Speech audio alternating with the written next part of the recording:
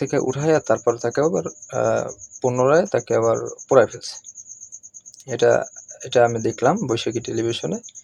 তো আসলে বাস্তবতা ওইখানে যারা সরাসরি কবরে মানুষকে যখন দাফন দেওয়া হয় তখন তো ওই ব্যক্তি দোষারোপ করে নাই, তাই না?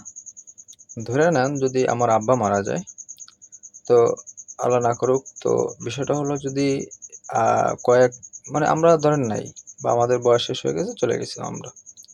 তো এখন কয়েক বর্ষ মানুষ এসে যদি ওইটাকে মাজার করে ফেলে, তো আমার আব্বার তো দোষ নাই এখানে।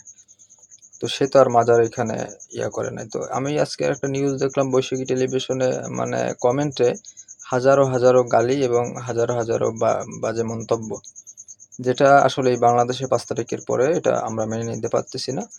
তবে বিষয়টা হলো যে এটা আসলে একটা খারাপ দিক, যেটা হচ্ছে যে একটা মানুষ, মৃত্যু মানুষ, তাকে কবর থেকে উঠাইয়া তারপর তাকে আবার পুনরায় তাকে আবার পোড়ায় ফেলছে।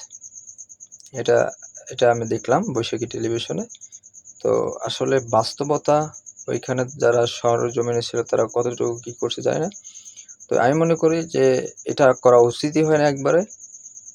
হয়তো আপনারা মাজার যেগুলো আছে এটা আপনারা ভেঙে ফেলতে পারেন। আইন এটা ধর্মে যদি থাকে, আমাদের কোরআনে যদি থাকে, তারপর আমাদের হাদিসে যদি থাকে, এটা আপনারা ভেঙে চুরে ফেলতে পারেন, তাতে কোনো সমস্যা নাই।